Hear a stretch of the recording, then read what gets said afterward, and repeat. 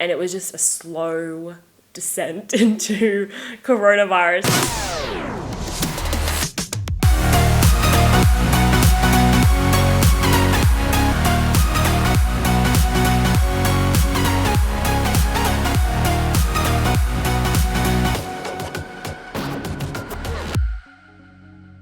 2020 seniors are the grade of firsts. We are the guinea pigs. We've been put in headfirst into everything. We were the first preps that started the new age gap into school from July to July, and that meant that now we're the first 18-year-olds in high school, in grade 12, and we were also the first grade 7s into high school. We're the first cohort that's doing ATAR, which started last year, which is, what even is ATAR? We're not really sure. It used to be OP and now it's ATAR. It's just a new system of grading and uni entrance level. We do new sets of exams, which is external exams, so it's set by the government for us, and the teachers don't know. It's just hard and confusing, especially when all through school basically we're being pushed in alongside the teachers, so the teachers don't know, we don't know. And I think it's really hard because we just expected to go with the flow, and we literally are the guinea pigs. So whatever happens with us, it'll just be better for everyone after us, which I guess is a good thing. But it's hard when you don't know if what you're doing is right and if you're going to actually succeed in everything that's happening to you. We got a load of new subjects because of ATAR, so it used to be Maths B and now it's Math Methods, but it's just harder, which is more exciting apparently, but just not that great. There's extra subjects for the smarter kids and extra subjects for the not so smarter kids, so I don't know, it's good that it's leveled out and there's more opportunities. We got, different film classes and different drama classes and different science classes and everything, so there's something for everyone with the new system, but it's also just, like I said, hard because it's the first time for the teachers as well. So they're teaching us new stuff that they were never taught, and they have to learn it at the same time that we're learning it. I think the best thing about the new system is the fact that now we're the same as the rest of Australia. So now if I'm talking to someone from New South Wales, I can say, oh, my ATAR was this, and these are the subjects that I'm doing, and we can all understand, and it's just simpler, I think, for it all to be the same. So if I decide to go to uni in Victoria, I'm not saying I got an OP of such and such, and everyone's like, and like, I don't know, I think it just unites the country as a whole with schooling and stuff. And as well, if you move halfway through grade 11 to somewhere else, you can just pick it up easier because it really is just the same as everywhere else, which is good.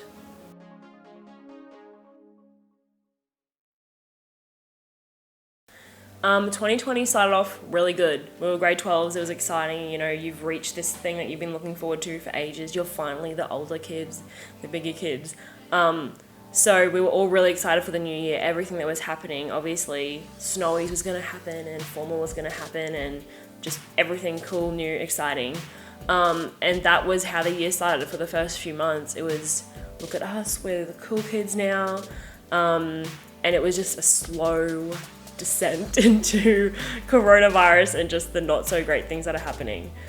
So March was, for me, a really exciting part of the year because I shaved my head, shaved for a cure, that happened, which was amazing. The school raised $6,000, actually, I don't know how much we raised. I personally raised just over $1,000, which was really cool. So that was something that the school got to do, together before everything went crazy, because after that happened, it was probably only a few weeks later that there was just more intense stuff happening with coronavirus. The grade 12s got told that we weren't allowed to go to Snowies in New Zealand, but maybe we could go to Victoria, maybe we could stay in Australia and do something fun like that.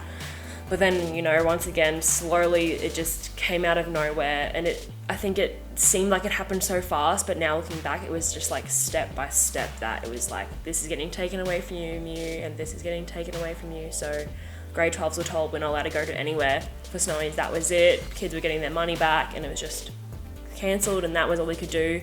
At that point, we were still allowed to go to school, but it was just wash your hands, and they were putting posters around the school like, make sure you wash your hands for 30 seconds, make sure you sing happy birthday while you're washing your hands, kind of thing. So it was strange, but it was also like we weren't really changing that much because, like, once again, like living in Tully, we're we're still like, oh, it's not going to come to us. It's just a bit different, you know. We're better, I guess, than the rest of Australia because we're a little small town. And then a few weeks before the holidays, the news came out that school was going to close. And we didn't know what that was going to look like. We didn't know if it was going to close that week or the week after or the week after that. We literally had no idea of the time span of what was going to happen. And being grade 12, that just automatically everyone went stress mode because what about our exams? What are going to happen? Are we going to be at home for the rest of the year? Are we going to be at home, come back, and then have to go back at home? And it was just a lot of unknowns, and that was just scary as a whole. Yeah, so eventually we did have to go into lockdown, and that was the week before holidays started. So there was week 9 was at school, and then week 10 was at home. And that at home, really, we did nothing. I'm pretty sure everyone just watched Netflix. I definitely didn't get any schoolwork done in that last week of term. But it was more just setting up, the teachers emailing us stuff and being like, this is what school will look like next term, because we were told we weren't going back to school the next term. So those 2 weeks of holidays was obviously the first weeks of lockdown. So we weren't allowed to go anywhere. Everyone was at home trying to, make the most of it, binge watch as much as you could on TV because there really wasn't anything else you could do. So yeah, and once again, just the stress knowing that we were going to go back to school, but we weren't going to go actually to school. So then school at home started, and it was hard because either your teachers were sending you a bunch of stuff and they knew exactly how the technology was working, or the older teachers were sending you nothing because they didn't know how to use the internet and how to use all the stuff that had been set up. And also because the whole of state schools in Queensland was using the same system, first few days of at-home school, the whole site of OneNote, which is what we were using, crashed. And everyone was emailing everyone, and all the group chats were going crazy because how are we supposed to get our work done when absolutely nothing is working? And they were putting, on the news, it was like, the kids can't get any work done because the site is broken. So once again, adding to the layer of stress of what is this going to look like in the long run. But it was all right. Look, obviously the teachers were in the same boat as us, not really knowing anything that was happening, and it was just hard. So they were giving us as much support as they could. They were emailing us as much as they could. And, if you reached out to the teachers, they were 100% there to help you and whatever.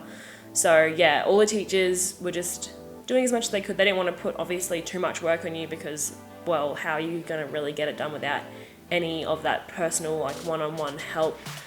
For some of my subjects, like I said, my older teachers didn't really know, so they were just read the textbook, and that was all you could really do, which is hard.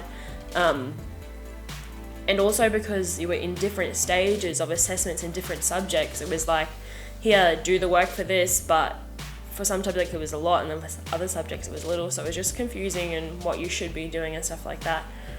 For me, the hardest part was definitely maths, because firstly, I struggle with maths as it is, but then it was do all this work by yourself and teach yourself, basically, which is just not fun. So work at home went for about 4 weeks. So the first 4 weeks of term 2 was at home, teaching yourself, reading textbooks, reading whatever work was sent out and stuff like that. For drama, it was video yourself saying a monologue and sending it to the teacher, just weird new stuff. And so after that 4 weeks, there was news updates every day, but it was still looking into the unknown of we don't know how this is going to work. And then eventually it was saying that grade 11s and 12s will go back to school, and grade preps and grade 1s will go back to school. So that for us was really exciting, because being at home and being alone and not being with any of your friends was probably the hardest part of not going to school, because you just miss that contact and that, oh my goodness, did you have to deal with this in English today kind of thing. It was just not as, not normal, and that was what you needed in that time, just a little bit of normal. So those 2 weeks of just grade 11s and 12s was honestly the best part of the whole year, because we didn't have any of the annoying little juniors around. But no, it was really great and just lots of fun finally getting to go back and getting to see your teachers and getting to ask the questions that you've been holding on to through those whole 4 weeks of school and lockdown. But from there, once obviously the juniors did eventually come back, it was just strange and not as normal because it was, sanitized every time before you go into a classroom. Like, during lunch you have to kind of sit a bit separated. During certain classes, if there was space, you weren't allowed to really sit next to people. Spraying down all the desks after class, spraying down computers, spraying down everything. And obviously some teachers really cared about that and others were just chill, so it was just confusing and weird and just not normal.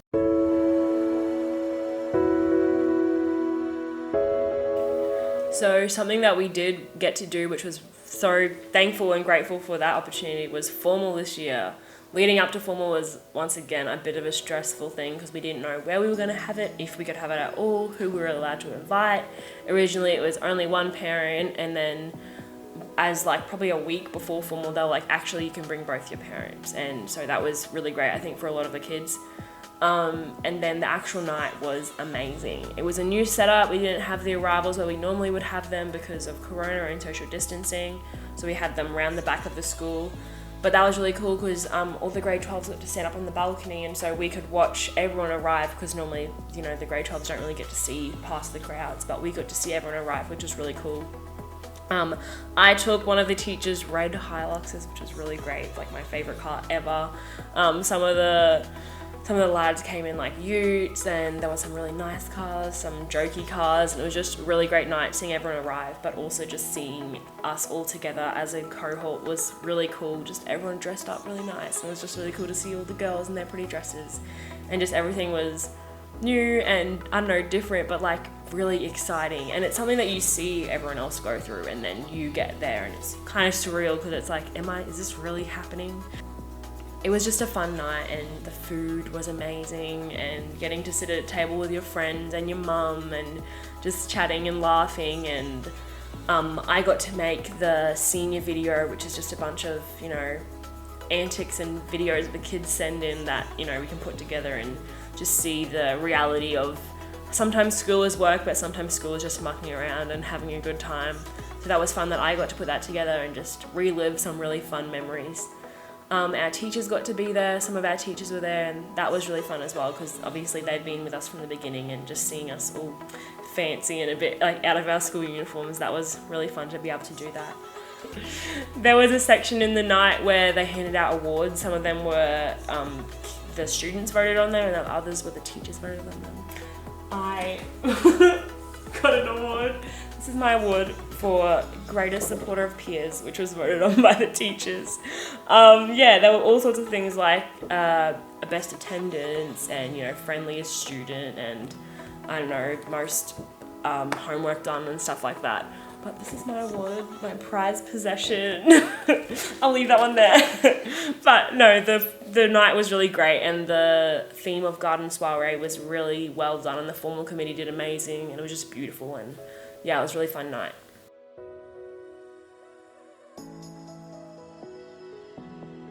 So what happens next? It's exciting and scary because we've already been through a scary year. Now we have to leave and be adults, and what even is that about?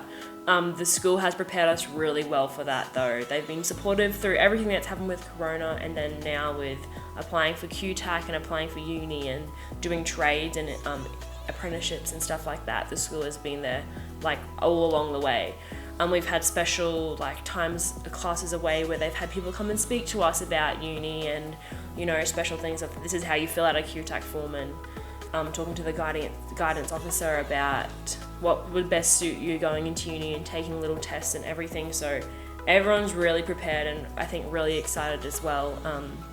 The school also has close connections with TAFE and with the mill, so kids who don't want to go to uni, want to take a different pathway, they have an exact real way to do that and stuff like that. So the school is really well equipped to help us with everything that's going to happen. I think everyone has filled in their QTAC forms, which is applying for uni and preferences and stuff like that, and the results don't come back until December, January. But for some people, they've put in early offers. I put in an early offer and I already got that accepted. So in 2022, I'm going to take a gap year, but in 2022, I'll be going to USQ for secondary school teaching, which is really exciting. I know a few of my friends have put in for early offers in JCU and they've gone into biomed and physiotherapy and stuff like that, which is really exciting to already have a place set in the future and something to look forward to. Thank you for watching, and thanks to the Wet Tropic Times for having me. And also a big shout out to all the grade 12s that have gone through this year. We've done a really great job, and it's going to prepare us for everything that life is going to throw at us.